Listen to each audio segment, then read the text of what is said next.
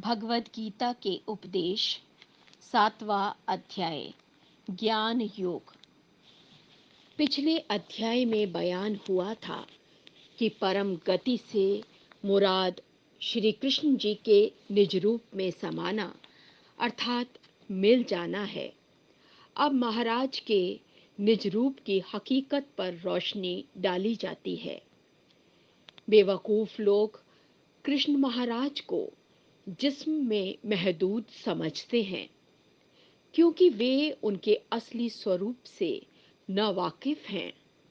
जो उनकी सच्ची भक्ति करता है उसी को उनके तत्व का बोध होता है।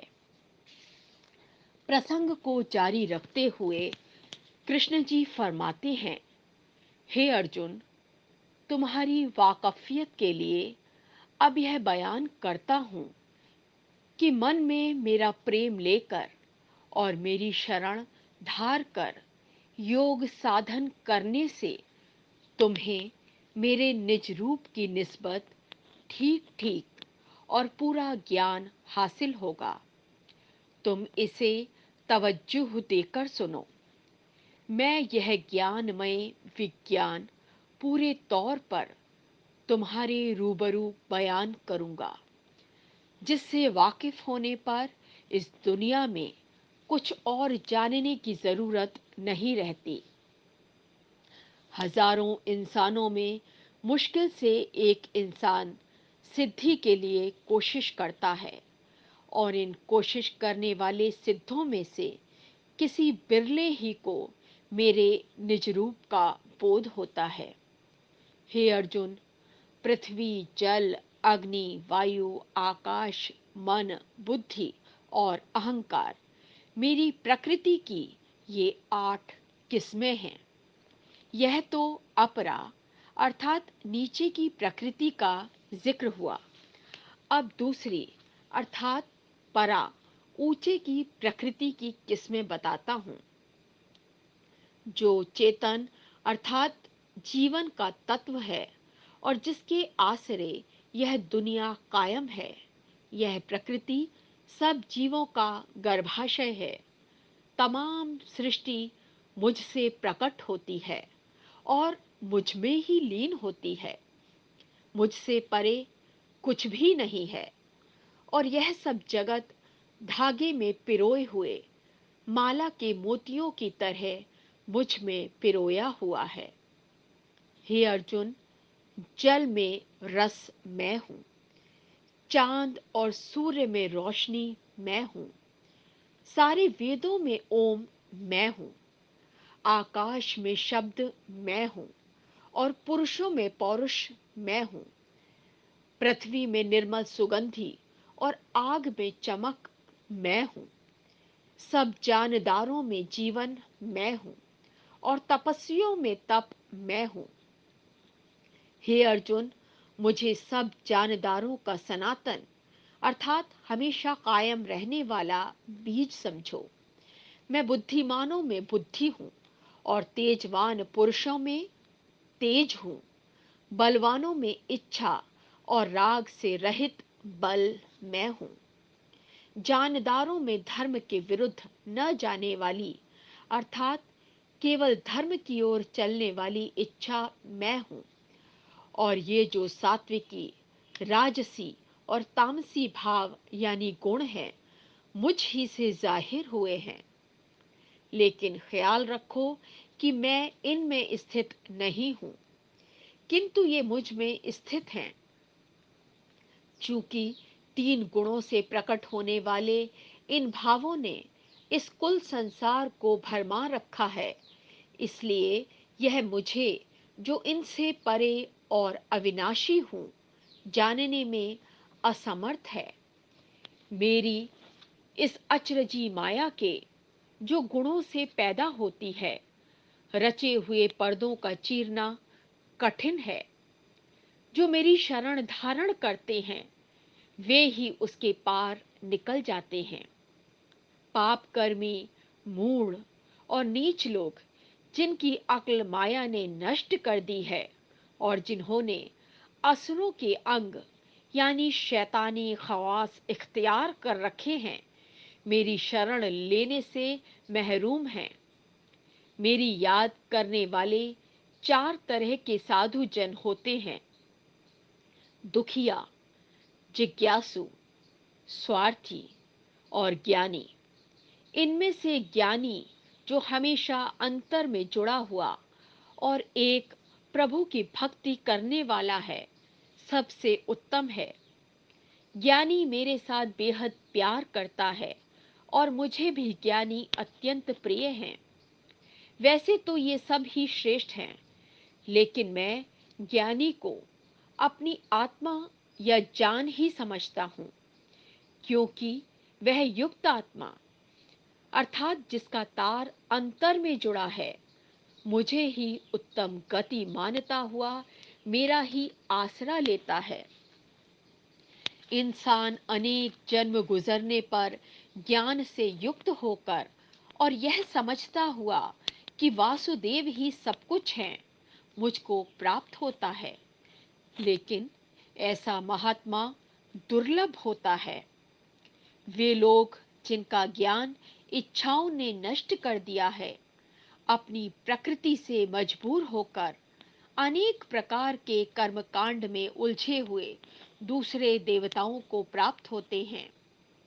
जो भक्त श्रद्धा के साथ जिस रूप की पूजा किया चाहता है, मैं उसकी उसी श्रद्धा को पुख्ता बना देता हूँ।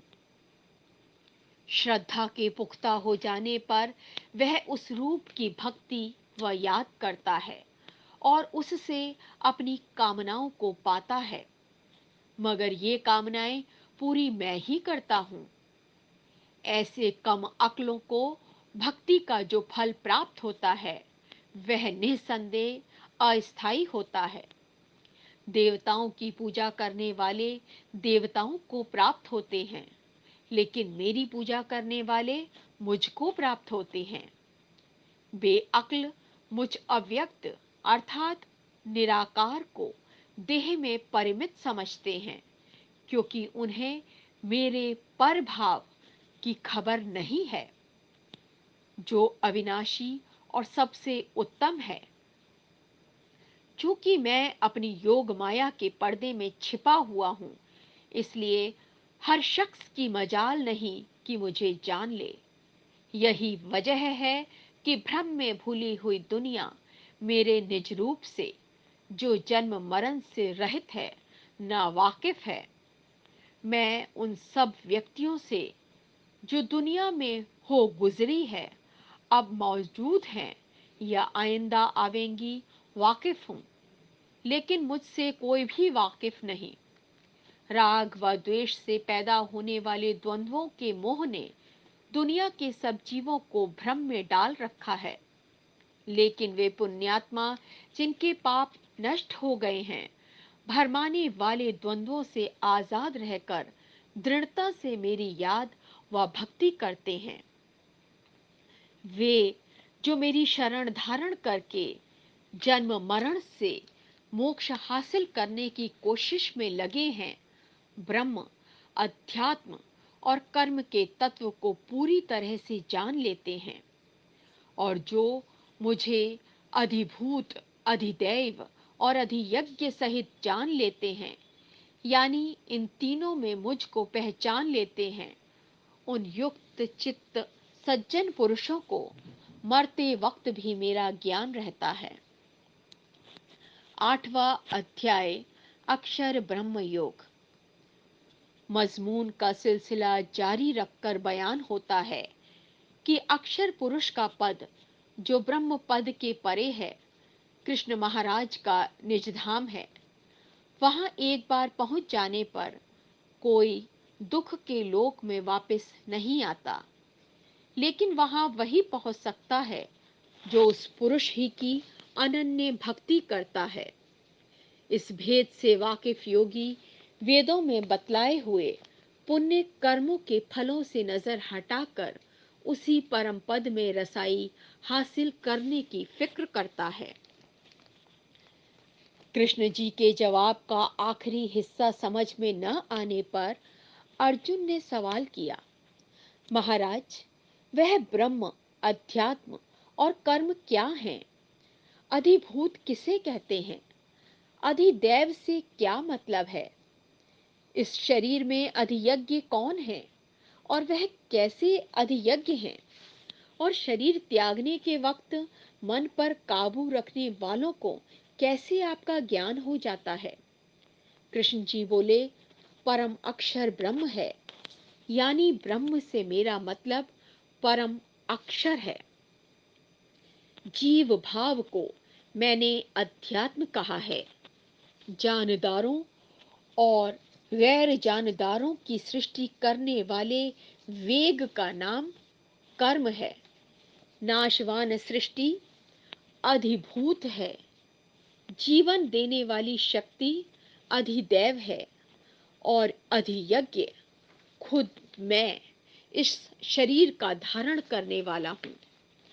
मरते वक्त जो शख्स मुझे स्मरण करता हुआ शरीर त्याग करता है, वह निसंदेह मुझको प्राप्त होता है, क्योंकि यह कायदा है कि जिस जिस भी रूप को याद करता हुआ जीव आखिर में शरीर को छोड़ता है, हमेशा उसी की चाह से रंगा हुआ वह खास उसी रूप को प्राप्त होता है।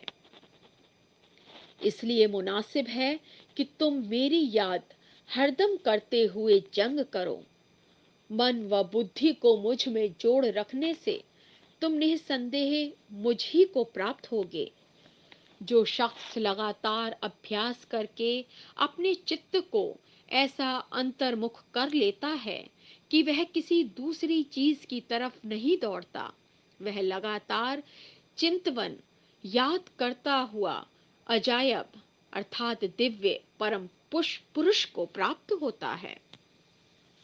जो शख्स मरने के वक्त स्थिर मन के साथ प्रेम अंग लेकर और योग बल से अपने प्राण को भवों के मध्य में खींचकर सर्वज्ञ, अनादि और सबके मालिक, सूक्ष्म बल्कि अति सूक्ष्म, सबके आधार, ख्याल से परे, सूर्य की तरह प्रकाशवान, अंधेरे के पार परम पुरुष की याद करता है, वह इस अजायब परम पुरुष में समा जाता है।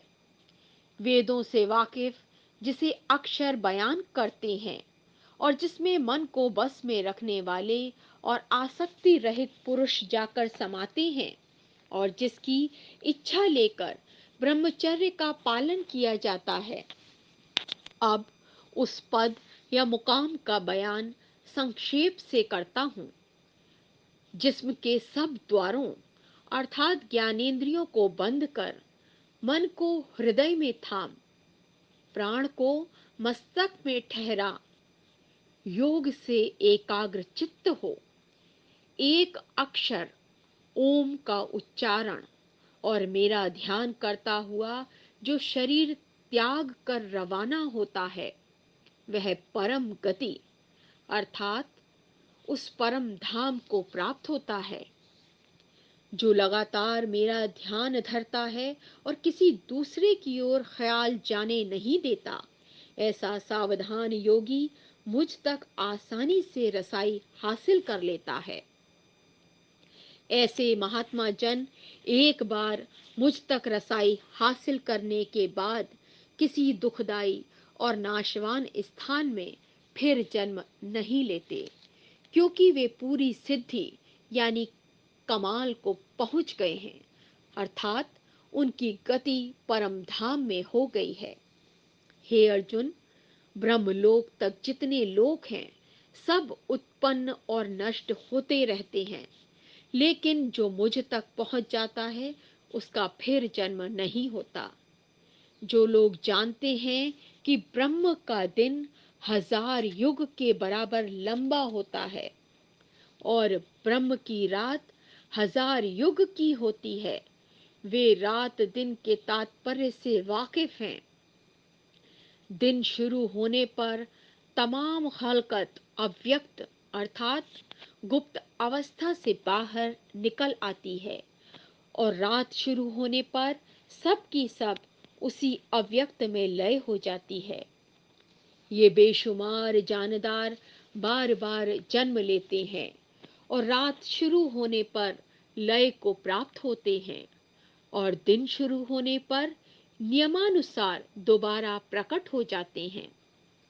इससे जाहिर है कि इस अव्यक्त पद से परे एक दूसरी गुप्त अवस्था है जो अविनाशी है और जो सब व्यक्तियों के नष्ट होते हुए खुद नष्ट नहीं होती। इसी गुप्त अवस्था को अक्षर अर्थात अविनाशी कहा गया है और इसी को परम गति अर्थात सबसे ऊंची मंजिल कहते हैं। जो यहाँ पहुंच जाते हैं फिर संसार में वापस नहीं आते और यही मेरा परम धाम है। इस परम पुरुष तक रसाई उस ही की अनन्य भक्ति से हासिल होती है। सब सृष्टि उसी में कायम है और वह इस कुल जगत के अंदर व्यापक है। अब मैं यह बयान करता हूँ कि किस मौके पर मरने से योगी वापस नहीं आते और किस मौके पर मरने से वापस आते हैं। जब ब्रह्मज्ञानी मरकर आग, रोशनी, दिन, शुक्ल पक्ष और सूर्य के उत्तरायण रहने के 6 महीने वाले रास्ते से जाता है तो ब्रह्म ही में पहुंचता है और जब धुएं, रात, कृष्ण पक्ष और सूर्य के दक्षिणायन रहने के 6 महीने वाले रास्ते से जाता है तब योगी चंद्रलोक की ज्योति को प्राप्त होकर संसार में वापस आता है। शुक्ल और कृष्ण ये जगत के दो सनातन रास्ते माने जाते हैं।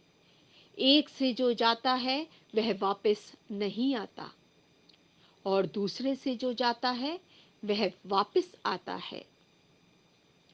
इन रास्तों को जानने के बाद योगी कभी गलती नहीं करता।